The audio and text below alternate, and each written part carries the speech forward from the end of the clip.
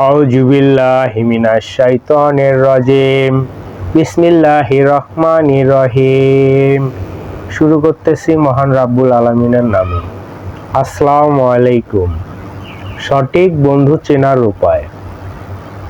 আসলে সঠিক বন্ধু চেনার উপায় এটা আমাদের পক্ষে খুবই কঠিন কাজ, কারণ বন্ধু কিভাবে আসলে সঠিকভাবে আমরা চিনব। বন্ধু তো অনেক প্রকারের আছে, অনেক সময় অনেকের সঙ্গে বন্ধুত্ব হয়ে যায় চলার পথে, এবং সব সময় আমরা বন্ধুর সঙ্গে মিশি। দেখেন, রাত দিন 24 ঘন্টা বন্ধুদের সাথে মিশি। এমনও বন্ধু আছে যে রাত দিন 24 ঘন্টা আমার সঙ্গে হয়তো মিশতেছে বা আমাদের সঙ্গে মিশে। হ্যাঁ, তো এই যে 24 ঘন্টা মিশতেছে, খাচ্ছি দাচ্ছি, একসঙ্গে খেলতেছি, এমনকি রাতেও ঘুমাই একই সঙ্গে। এখন আপনি ভাবতে পারেন সে হয়তো আমার অনেক প্রিয় বন্ধু। আবার এমনও বন্ধু আছে যা হঠাৎ দেখায় পরিচিত হয়ে গেল, খুবই ভালো লাগতেছে, কিছুদিন ভালোই মিশতেছি, ভাবতেছেন সেও হয়তো আমার অনেক প্রিয় বন্ধু। আসলে এখানে বলা মুশকিল কিভাবে প্রিয় বন্ধু বা কিভাবে আমরা চিনবো এই বন্ধুগুলো আমাদের প্রিয় বন্ধু কিনা। সেই বিষয়ে আজকে আলোচনা। আমি কিছু নিজের মেধা দ্বারা চিন্তা ভাবনা করে দেখলাম বন্ধু এভাবে চেনা যাইতে পারে।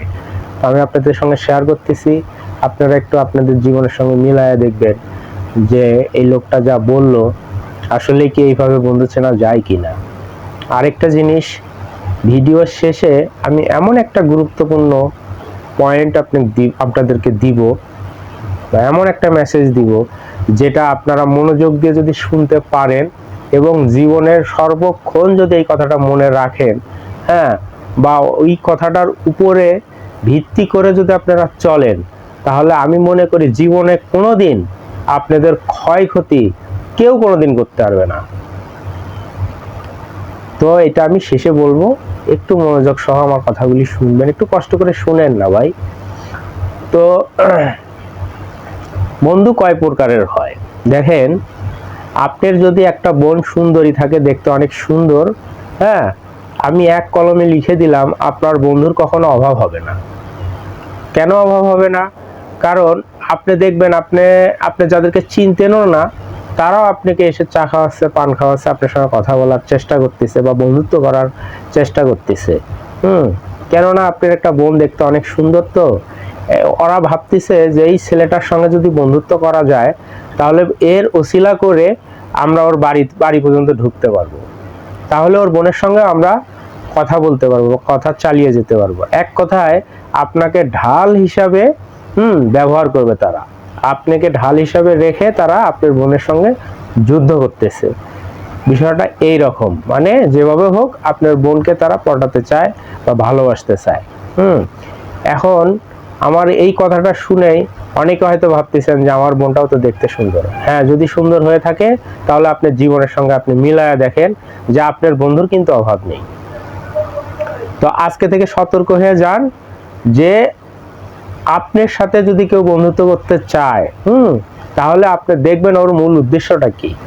যদি আপনি দেখেন যে এর মূল উদ্দেশ্য আসলে আমার বোনটা সুন্দর, ও আমার বোনের সঙ্গে কথা বলতে চাচ্ছে, এগুলো তো আপনার লাইফে ঘটবে, আপনিই বুঝতে পারবেন বিশেষ করে। তখন আপনি যদি বুঝতে পারেন তাহলে এই ধরনের বন্ধুগুলোকে আপনি একবারে ডিলিট করে দেন মন থেকে। এদের সঙ্গে কখনোই মিশবেন না, মিশলে আপনি ক্ষতিগ্রস্ত হবেন, কারণ আপনার বোনটা ক্ষতিগ্রস্ত হবে। আর একটি ভাইয়ের দায়িত্ব তার বোনকে সবসময় নিরাপত্তা দেওয়া। আর আপনি যদি নিরাপত্তাই না দিতে পারেন তাহলে আপনি কিসের ভাই? এই জন্য আপনাকে এই বন্ধুগুলি ত্যাগ করতে হবে।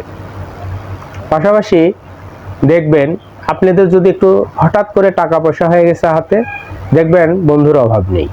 সাধারণত এটা আমরা সবাই জেনে থাকি, তারপরেও আমি বলতেছি, দেখবেন আপনার বন্ধুর কোনো অভাব হবে না। বা দেখা গেল যে আপনাদের মধ্যে অনেকে আছে যাদের টাকা পয়সা সবসময় ছিল বা এখনো আছে, মানে এক ধরনের বড় লোক। আপনিও দেখবেন আপনার জীবনেও কখনো বন্ধুর অভাব হবে না। যদি দেখেন, হিসেব করে দেখেন যে আমার সবাই খাওয়ার লোভে আমার সঙ্গে ঘুরে, বা 500 টাকা 1000 টাকা ধার নেওয়ার জন্য আমার সঙ্গে ঘুরে, মানে এই ধরনের স্বার্থই বেশি হাসিল করতে চায়, এমন বন্ধু যদি আপনার লাইফে থাকে তাহলে এদের সঙ্গে আপনি চলাফেরা করা বন্ধ করে দেন। কারণ এদের সঙ্গে চলে লাভ কি আপনার? কোনো লাভ নাই, বরঞ্চ ক্ষতি। কেননা তারা শুধু আপনার টাকাই নষ্ট করবে, কখনো আপনার সত্যিকারের বন্ধু হতে পারবে না। এর থেকে এদের সঙ্গে ঘোরাফেরা বাদ দিয়ে এই টাকাটাকে আপনি মসজিদে দান করেন, বা এই টাকাগুলি আপনি হলো গরিব অসহায়দেরকে খাওয়ান, দেখবেন ওরা আপনার কাজে আসবে কোনো না কোনো একদিন, এবং তারা আপনাকে প্রচন্ড ভালোবাসবে, আর পরকালেও আপনি এই টাকাগুলি পাবেন, পাশাপাশি আল্লাহ তাআলা আপনাকে ভালোবাসবে। তাহলে ওদেরকে খাওয়ায় লাভ কি? এটা এক ধরনের বন্ধু মানে পরিচয় করাই দিলাম আপনাদের, যে এই ধরনের বন্ধু মানে হয়ে থাকে লাইফে। এছাড়াও অনেক ধরনের বন্ধু হয়ে থাকে, তো আপনারা আজ থেকে সতর্ক থাকবেন যে কি কি ধরনের বন্ধুর সাথে আমরা মিশি, বা তারা কোন স্বার্থে আমার সঙ্গে মিশতেছে। যদি দেখেন তাদের স্বার্থ ভালো না, তাহলে মিশবেন না। দেখেন আপনার বোন যদি সুন্দর নাও থাকে, তারপরেও কিন্তু বন্ধু হতে পারে। কি ধরনের হতে পারে? আপনার মামাতো বোন হয়তো সুন্দর, বা চাচাতো বোন সুন্দর। ধরেন আপনার কোনো বোনই নাই, কিন্তু আপনার পাশের বাড়ির একটা মেয়ে দেখতে খুব সুন্দর, এই জন্যও কিন্তু আপনার সঙ্গে বন্ধুত্ব করতে পারে। কারণ আপনার ওসিলা করে এই পাশের বাড়ির মেয়েটার সঙ্গে সে কথা বলতে পারে, এবং সেই বাড়ির সামনে তারা আড্ডা জমাইতে পারে, যেটা হলো আপনার হাত ধরেই করা সম্ভব, যার ফলে আপনার সঙ্গে তারা বন্ধুত্ব করতেছে। এই জিনিসটাও যদি আপনি বুঝতে পারেন, তাহলে ঘুরবেন না, কেননা একদিন আপনি ক্ষতিগ্রস্ত হবেন। ওই মেয়েটার যদি কোনো ক্ষতি হয়ে যায়, তাহলে ওর পরিবার আপনাকে দায়ী করবে, যে অমুক যে ছেলেটার সঙ্গে চলে গেল, বা যে ছেলেটার সঙ্গে আমার মেয়ের সমস্যা দেখা দিছে, এই ছেলেটাকে আমরা আগে চিনতাম না, এটা ওই অমুক ছেলেটার কারণে চিনতাম, কারণ ওর সঙ্গেই আসতো এবং এখানে আড্ডা দিত, ওর সঙ্গে বেশি চলতো। তাহলে আপনি কিন্তু একদিন ক্ষতিগ্রস্ত হয়ে যাবেন। এই জন্য আপনাকে মোট কথা আপনাদেরকে চিন্তা করতে হবে কি উদ্দেশ্যে আপনার সঙ্গে একটি ছেলে সম্পর্ক করতে চাচ্ছে বা আপনার সঙ্গে ঘুরতে চাচ্ছে। এটি আপনি খুঁজে বের করতে পারবেন, আর কেউ পারবে না। শুয়ে শুয়ে চিন্তা করবেন আমার ভিডিও দেখার শেষে। আর ওই যে বলছিলাম না, যে একটি ভালো মেসেজ দিব, আশা করি আমি দিতে পারবো বা দিব, আপনারা একটু ধৈর্য সহকারে শুনেন। এবার সত্যিকারের বন্ধুর পরিচয় দেখেন। দুই বন্ধু হঠাৎ করে একদিন গেল তাফসির মাহফিলে, তাফসির দেখার জন্য। তো তারা যখন তাফসির দেখতে গেছে, তাফসির শেষ করে বাড়ি ফিরতেছে। তো আমাদের বিশেষ করে তাফসিরগুলি তো মধ্যরাতেই শেষ হয় সাধারণত। তো ওরা চলে আসতেছে মধ্যরাতে, আস্তে আস্তে আস্তে আস্তে প্রায় বাড়ির কাছাকাছি চলে আসছে। তো দেখেন আল্লাহর কি কাম, ওদের এমন একটা মোড়ে এসে দাঁড়াইছে ওরা। ওখান থেকে একটা ধারণা দেই আপনাদের, ওই মোড় থেকে ডান দিকে 5 মিনিট হাঁটলে এক বন্ধুর বাসায় যাওয়া যায়, আবার বাম দিকে 5 মিনিট হাঁটলে আরেকটি বন্ধুর বাসায় যাওয়া যায়। তো ওরা দুইজন ওখানে দাঁড়িয়ে বলতেছে, একজন অপরকে বলতেছে যে বন্ধু চল তোর বাসায় আমি তোর একটু আগায় দিয়ে আসি, তুই তো প্রায় বলিস যে তোদের ওই রাস্তাটা একটু খারাপ, তো চল আমি তোর বাসায় পৌঁছায় দিয়ে তারপর আমি যাব। তখন ও বললো যে ঠিক আছে, আসলে তো ভালোই হয় বন্ধু। পরে ওরা দুজন একই সঙ্গে পথ চলতে চলতে চলতে বাসায় পৌঁছাইছে। পৌঁছায়া ওরে কি করলো, বাসায় উঠায় দিয়ে ওর কাছে বিদায় নিয়ে বললো আল্লাহ হাফেজ, আমি চলে যাই। তাহলে ঠিক আছে যা।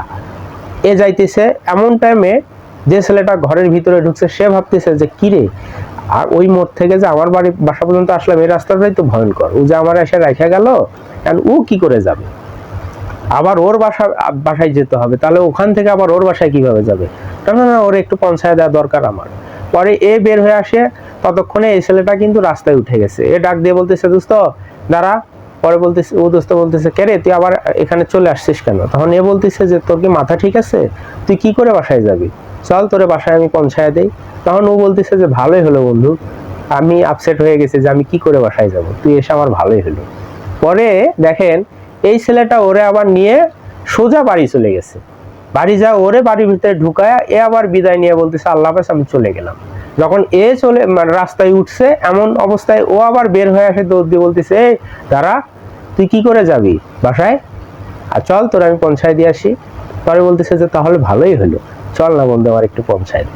পরে আবারও দুইজন ওরা চলে গেল ওর বাসায় গিয়ে, ওরে আবার বাসায় পৌঁছায় দিয়ে যখন বাইরে বের হয়েছে, ওই আগের মতোই এ আবারও বের হয়ে এসে বলতেছে দোস্ত দাঁড়া, তোরে পৌঁছায় দেওয়া দরকার। তখন ও বলতেছে যে হ্যাঁ ভালোই করছিস, চল। পরে ও আবার ওরে পৌঁছায় দিতেছে।